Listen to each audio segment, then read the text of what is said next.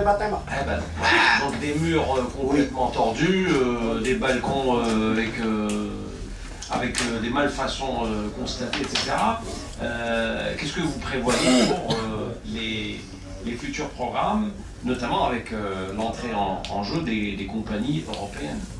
Non, avec les futurs programmes, bon, je ne vais pas dire les bêtises, ce qui a été fait avant, j'espère qu'on ne va pas le refaire. Ça ne veut pas dire qu'on ne va pas faire encore d'autres choses, j'en sais rien. Mais on veillera à ce que les choses soient bien faites. Le cahier des charges sera très précis. C'est pour ça qu'on tarde un petit peu à le déterminer une bonne fois pour toutes. Et la maîtrise d'ouvrage délégué sera meilleure. Sera meilleure parce qu'elle sera organisée, elle ne sera pas dans un ordre précis, parce que ce n'est pas des logements un peu, des programmes un peu éparpillés, ça sera des programmes sur un seul site et avec une mixité, le social, le location-vente, le LPP et surtout avec ses équipements.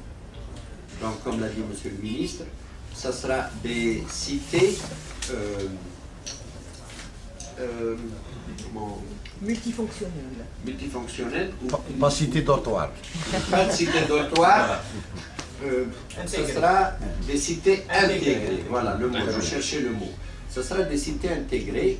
Donc la qualité sera, Inch'Allah, sera supérieure. Maintenant je reviens pour les malfaçons bon, vous savez que pour les malfaçons, il y a une assurance décennale pour les vices cachés. Nous, à chaque fois qu'on nous tient informés d'un site qui a été mal fait au bout de 5-6 ans, on fait simplement jouer notre assurance décennale. Tout simplement. Qui, elle, reprend les travaux et on paye les travaux de réfection avec une assurance décennale, tout simplement. Vous voulez continuer?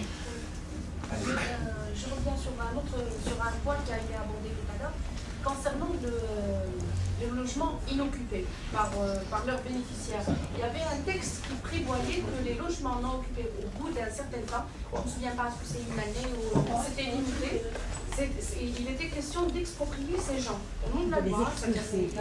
Mais est-ce que les statuts de l'ADL ne prévoient pas que c'est l'ADL qui devait intervenir? Est-ce qu'il devait qu'il y ait un organisme, un autre organisme qui s'occupe que de ça, qui s'occuperait de ça et qui n'a pas été créé justement? Déjà, madame, vous pensez déjà, définissez-moi quelqu'un qui n'habite pas, madame. Justement, non, laissez-moi dénoncer justement ce point précis. Madame, bon, il dénonce, mais on revient à la réalité des choses. J'ai 55 000 logements, madame. Disons, la moitié des gens n'habitent pas. Est-ce que je dois avoir la moitié des gens qui vont vérifier si les gens habitent ou pas? C'est pas faisable. Je ne parle pas de moi, je parle de l'ADL, heureusement d'ailleurs, madame. Mais on ne peut pas faire ça. Et les textes, les statuts de l'ADL ne le permettent pas. Et même si on me demandait de le faire, je dis non, je ne peux pas le faire. Mais la réglementation l'avait pris justement. À la création de l'ADL, il était question que les gens qui n'occuperaient pas leur logement au bout d'une année, je ne sais pas, le délai, il y avait un texte justement. Madame, nous, madame, on a un contrat de location-vente avec l'acquéreur, madame. C'est vrai qu'il est censé habiter son logement.